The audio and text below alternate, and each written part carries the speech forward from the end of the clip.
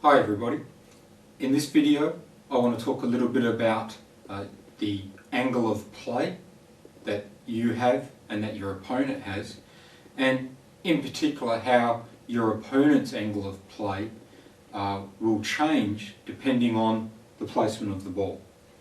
And we'll have a look at how different ball placements and different heights of the ball can affect greatly what available angles your opponent has.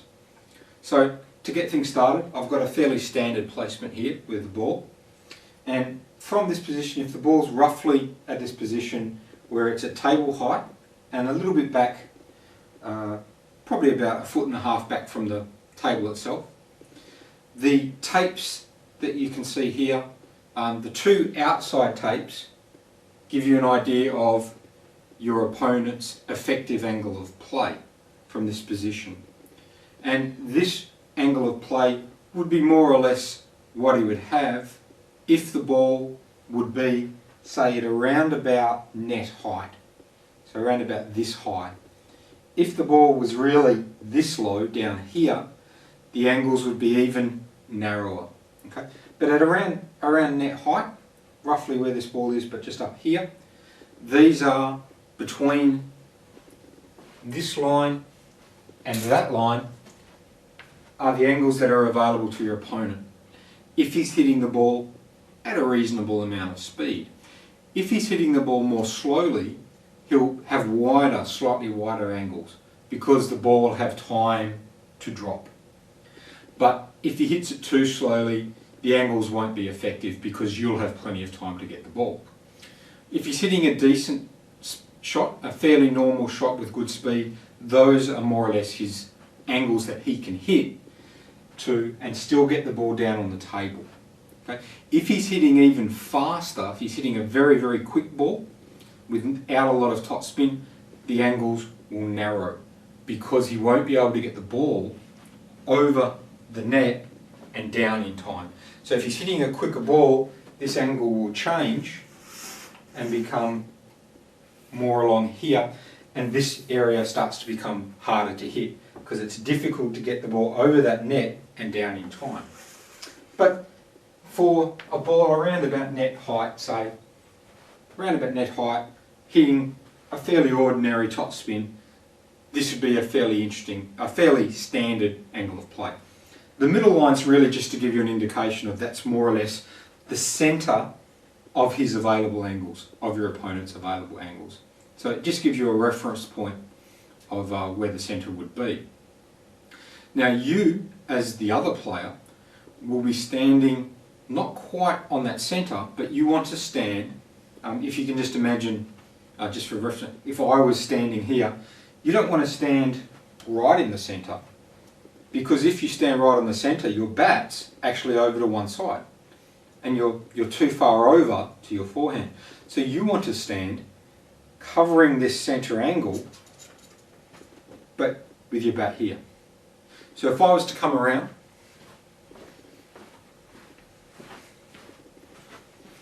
if I'm going to stand here, where I want to be is I don't want to be directly in front of that.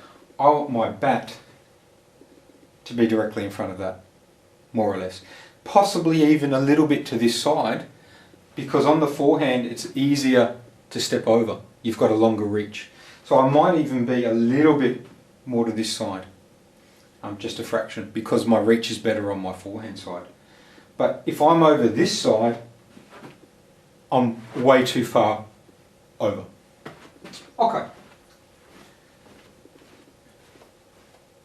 Now, from this far back, the height of the ball is reasonably important. If the ball's around about this height at the playing surface, the angles become fractionally narrower. It's a little bit harder for my opponent to hit the wide angle. If the ball starts to come up about shoulder height though, if the ball's around about up here, so say the ball's up there, the angles now, what my opponent can hit, the angles now widen out considerably, because now from this angle my opponent can actually get here and out quite wide. It may be a little riskier but definitely possible to do. So what height does, height of the ball, the higher the ball is, the wider the possible angles of play from my opponent. If the ball's well back from the table, the height won't affect it too much. From here, from this depth of about this far back, from this height to maybe this height, doesn't affect my angles too much. A little bit, starts to affect it a lot here. But when the ball starts to get over the table and get close to the net, the height becomes absolutely crucial in terms of how wide these angles can be. And let's have a quick look at that.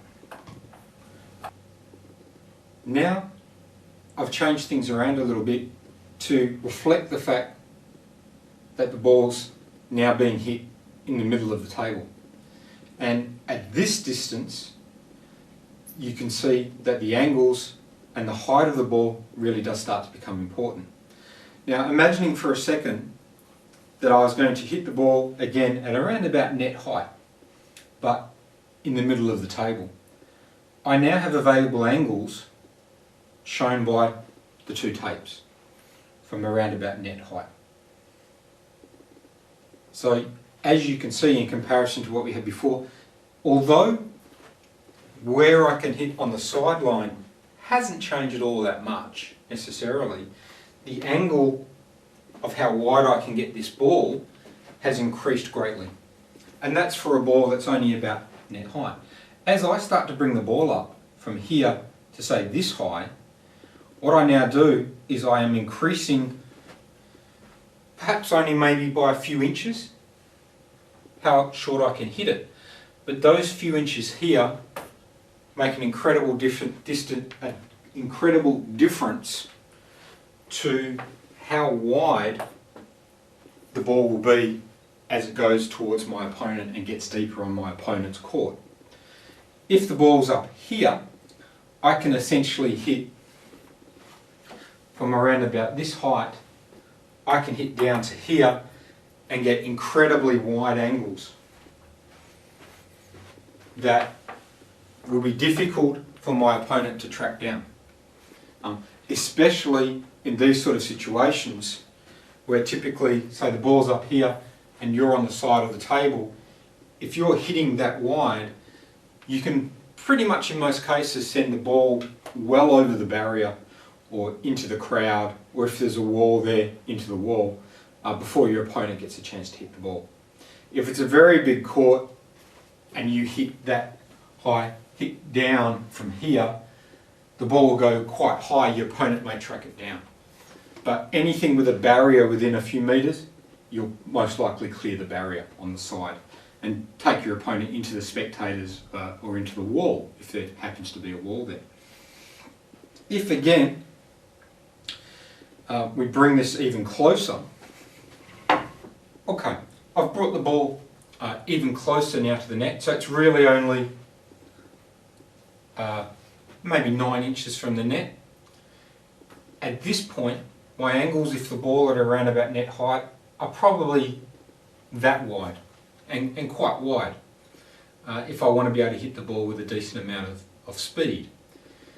Here, net height becomes, once it gets a little bit above net height, I can almost ignore the net completely in terms of my angles. If the ball gets to about, say, 6 inches above net height, the net almost becomes irrelevant. But if the ball gets below the net, my angles are greatly restricted in terms of being able to hit with any sort of pace at all, because I really just don't have time. If the ball's only here, to get that ball sharply up over the net and down is almost impossible. So as you get very close to the net, anything below the net becomes very, very difficult to hit with any pace, let alone worrying about angles. So as the ball gets shorter, getting that ball at net height or above becomes more and more critical. Now, this has just been talking about what happens really when the ball's more or less in the middle of the centre line and the possible angles. Let's have a little bit of a look at what happens when the ball moves to one side of the table. So we've now moved where the ball is for our opponent over to this location further away from the centre line. And as you can see, the possible angles, or the angle of play that your opponent can now hit, have changed dramatically. If he wants to hit down this line, he can still hit roughly the same area on the sideline, but he now no longer has the wide angle. He's a little bit restricted. So he loses a little bit of angle on this side. However, he gains extra angle on this side. So what you lose on one, you tend to gain on the other. You'll notice also here that the centre of the possible angles of play remains usually fairly close to the centre of the table. Not exactly in the middle, because the opponent tends to be able to hit a little bit wider to one side than the other, because here he's now got a little bit more table work to work with on this angle, but roughly around the centre. And again, these are the angles for a ball, say around about net height. As you bring the ball up a little bit, you'll gain a couple of inches on that side and a couple of inches of angle on that side as well. Now, once again, we're just going to bring the ball forward a little bit to see how that affects your opponent's possible angles of play. And you can see from this that by bringing the ball forward, what we've done is we really haven't affected the sideline down here a lot. It still remains fairly much down the line without much difference. This angle though has widened out considerably. Before we were talking maybe this sort of angle, and we're now talking about that angle, which by the time it gets towards where the opponent's depth is, you're talking about quite possibly several yards, depending on how far back the opponent is.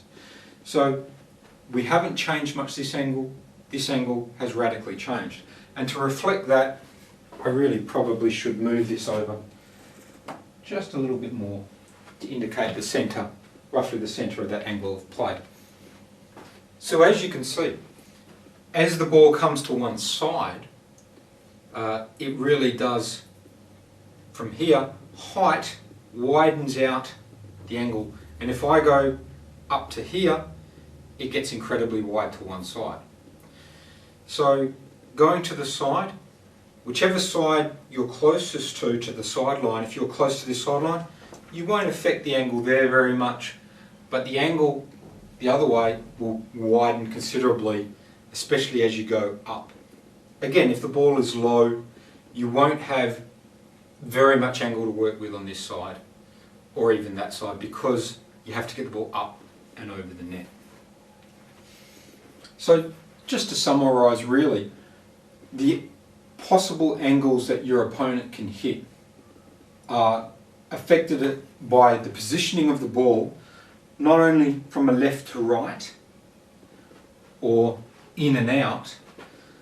All of those are important, but also the height of the ball will greatly affect what sort of effective angles your opponent can hit. So you have to be able to take all of those things into consideration when you're judging what angles are possible for your opponent to play. Time and experience, the more you play table tennis, will help you be able to judge that faster and more accurately.